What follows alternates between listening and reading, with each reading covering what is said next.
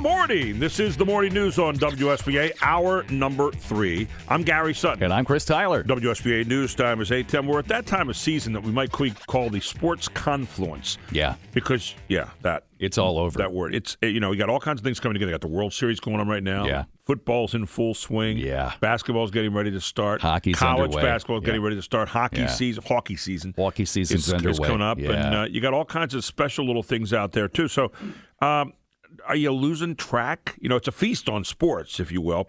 Well, Jim Hamilton is a husband, father of 3, and grandfather of 3. Counts his family as his greatest accomplishment. He's a business consultant, more than 30 years of experience in the high-tech industry, and he's also an author of a book, It's All About Her. And he's got a thought this morning about being a good sport, but this time to a different group. We welcome Jim to the Morning News. Good morning, Jim. Great to have you aboard. Well, good morning. Thank you, Gary and Chris. Happy to be here. A lot of people, you sit around. I was sitting the other day at a restaurant, and I was listening to a couple of guys, and a guy's wife was sitting next to him there, and they're talking about their fantasy football picks. And, they were spending like an hour, and I couldn't help but overhear because they're in the table right next to me. And in this particular case, the wife was left out, totally left out. These two guys were talking about who they were going to trade. And this is, I guess, kind of bringing them around to, where does your wife fit into all this sports mania out there? Is this really just about moderation, or is there more to it than that? Well, I wrote It's All About Her because I observed a number of guys out there who, not bad guys, but they just tend to get relationship lazy over the years and start to lose sight of what is the most important game to win, and that's the one of your marriage. And I think a lot of times it's not that they're bad folks and not responsible. It's just that they don't realize that same effort they put into landing her is the same effort that they ought to keep up all the time. And it is a matter of balance. Did you get that picture of Chris Tyler that I sent you, my partner? Because he's standing here hanging his head up while you're talking. Let me just say this, Jim. I really hope my wife isn't listening right now. No, and it doesn't take a lot. It really comes to, and again, one of the purposes of writing this book was just to help people connect and communicate and care more effectively. And it doesn't mean that you have to give it up. It's just introduce it. If she's not game for it, ensure that in the rest of your life, you're doing a few nice things from time to time that help balance that out. And it doesn't have to break the bank. Now, football time on Sundays, with all the different ways you can view every football game out there right now, is almost like a holy time for a lot of guys. Sometimes you almost want to say, it's just a game, but you're afraid you get slapped. It's not just Sundays. You got college football all day Saturday, then you have the pros on Sunday. And we have people that have entire channels devoted to covering all that. What do you tell those guys? And the phone's not supposed to ring during the time. I have a friend, Jim, who is a Notre Dame fan, and he has the Notre Dame ring on his phone during the game day, and he updates the score on his answering machine like every 15 minutes. So when a guy is going over that far, is there any bringing him back? There actually is. There may not be anything you can do on Sunday for him or Saturday. But in terms of, as I mentioned, the rest of the time of your week is to take a little bit of time. And the book deals with a broader scope of it, but to reference what you guys were talking about earlier with all the financial news, is go in and take an examination of your marriage portfolio and look at it, and what do you do? And it can be as simple as taking the step every morning to make your wife's coffee. And it may seem disconnected, but little thoughtful things like that. One more is come in totally unprepared, walk in and let your wife know if she naturally takes care or normally takes care of the kids more than you. Give her a couple of hours off. Just say, go chill. Go for a walk. Here's a gift certificate to a spa. Just go chill out. Those kinds of things, a little give and take, can provide you with a balance, and it really comes down to an agreement between the two of you. And those little kind of things can help. I used to do that kind of stuff. Seriously, I did, Gary. I know you're looking at me like you don't believe me. I didn't know. I believe you, Chris. I used to take care of the kids, and I would send her, just go have some fun. Go out with your friends. My kids are grown up now, so it's not really the case. But let me just say this, Jim. If I made coffee for my wife she would not like me because I get up at 3 a.m. to do this show. So if I woke her up at like 3:30 and handed her a cup of coffee, she would not like me. Well, I don't want to, it's bad form to disagree with you here. Okay. But a suggestion. I make a latte for my wife every morning. I leave at 6 o'clock every Saturday morning for my golf game. Yep. I make it. I cover it. I put it right next to the microwave with a little note saying I love you, and I take off, and she gets up. All she has to do is microwave it for 60 seconds, and she's gold. Man, you're making me look really bad here. No, I don't. We aren't the problem, but we can be part of the solution. Here's something that's interesting. Wives, I think they all went away to camp some weekend, and they all decided, we're going to test our husband's loyalty and love out to us every now and then. We're going to sit down next to him during the ball game, and it's in the top of the ninth. Your team's down by 1. The bases are loaded, and there's none out.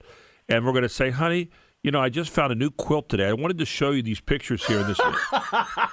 Women are notorious. I'm telling you, Jim, they're notorious. And so the question is, how do you handle that? I mean, is that a situation where there's a little burden on her, too? There is, and as I talk about, and it's all about her. The key to a happy marriage, as far as I'm concerned, is it's balance and it's communicating. And realistically, It's an agreement between the two of you as to how are you going to partner for your lives, and it applies to all of this.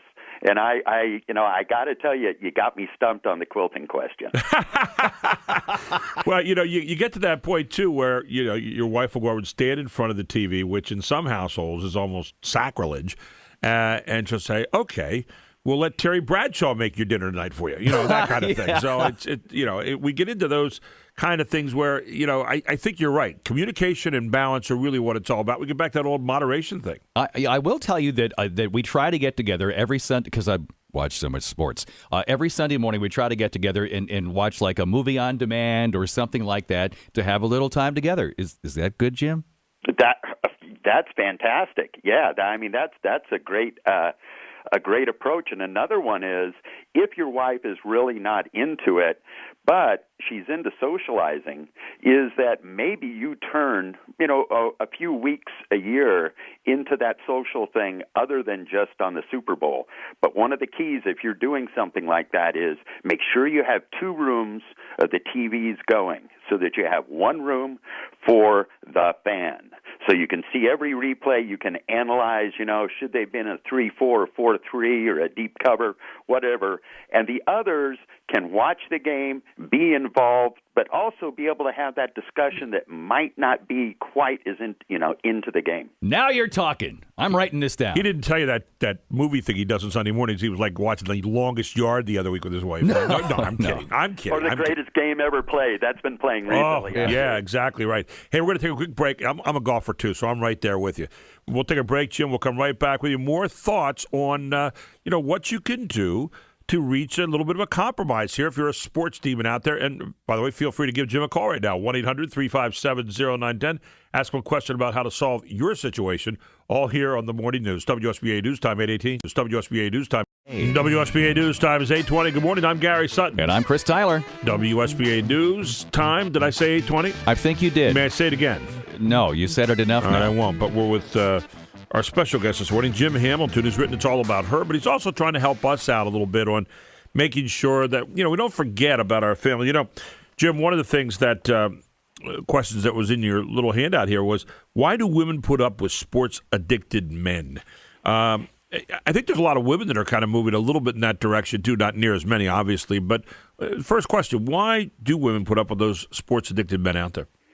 Well, maybe because it's the best game in town. But I think that in my observation, it's that same passion that drew them to them in the first place that just happens to extend over into their sports fandom, if you will. And that's all I'm suggesting here is that don't get rid of the passion, but extend the passion beyond where it may have just kind of started to reside exclusively in the sports world. And remember that passion when you were first dating and keep that one going. If you can keep that going, the rest of it seems to work out. And by the way, I'm not talking about what happens in the bedroom. My book is There's No 50 Shades of Her here. I'm just talking about good old-fashioned relationships, communicating and connecting. Well, and give it at least the same attention that you give to viewing the various sports and so forth. Probably more. And I will tell you that my wife used to watch sports with me. Yes. I mean, every Sunday we would watch football together. That was before we got married. Then after we got married, she told me, "Yeah, I really don't like sports." I got to say I'm a lucky guy. My wife and I have been season ticket holders for the San Jose Sharks for over 20 years. Oh, man. Sorry, guys. I know. And I won't even mention what you guys did to the Niners last year. But, yes. And so I am incredibly lucky in that respect. But I would tell you that, the Sharks will be on or the Niners will be on, and she'll get up and move on because she doesn't carry that informational, need to have every little bit of it. She just wants to know what the results were and how did we do? Okay. Is there a great highlight? Fantastic. And she moves on. Yeah. My wife actually is a pretty good sports fan. She likes to watch kind of the things. I don't like to watch a whole lot of sports. I'll watch football and I like college sports a little bit. And I love to watch golf if Tiger Woods is playing. If he's not playing, I'm not interested in it at all.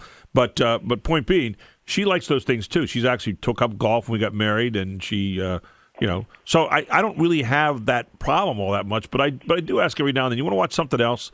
If the game gets really bad, you want to watch something. There's some guys that watch it to the bitter end. So you're a good husband. I don't know about that, yeah. But I'm just saying that's kind of the way we worked it out. Yeah, I mean, if it's a bad game, I'll flick over to Devil Loves Prada or something like Troy Luck Club. I'm open to a chick flick from now and then, but actually I'm a closet liker of those things, so I got seriously.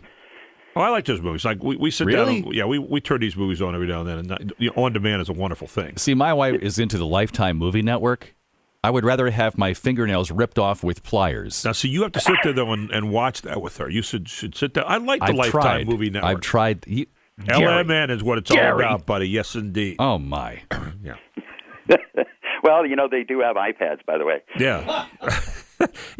My wife also likes to watch Duck Dynasty. She got into that, and we watch Duck Dynasty quite a bit, as much as I hate to. Well, it's a good show. It is a good show. It's got good stories to it and so forth. Jim, to have a happy marriage. Now, you're a guy that obviously has found a way to do it all. You said communication, a big component of that. Working things out, compromising, those are all things we hear about. But what are some of the special things that you've done along the way?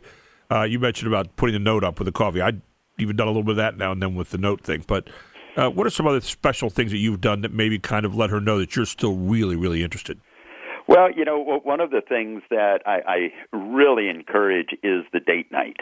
And I know that that's just kind of, okay, no big thing. But it's really going out, just the two of you, without any other couples or distractions, so that you go out and you connect.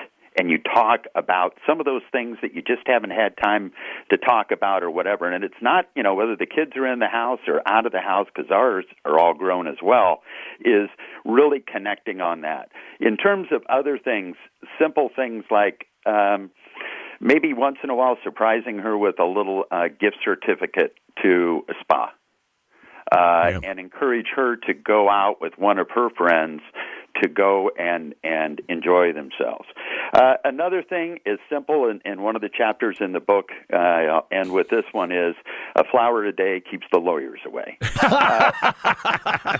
The simple act of getting flowers, and not on Valentine's Day, birthdays, anniversaries. Those are table stakes. Yeah. But just once in a while, when it's a total surprise, and again, it doesn't have to bust the bank. Just go out, buy a $5 bouquet, deliver it to her, and just say, because I was thinking about you. And no plastic involved on that, except maybe your wallet. Hey, great having you aboard this morning, Jim. The name of the book is It's All About Her. It's at allabouther.net if you want to grab it. And, Jim, we look forward to talking to you again very soon. Gary and Chris, it's been a pleasure. Thank you so much. An honor. Thanks so much, Jim. Take care now. Jim Hamilton with us here on the Morning News. WSBA News Time is 8:26.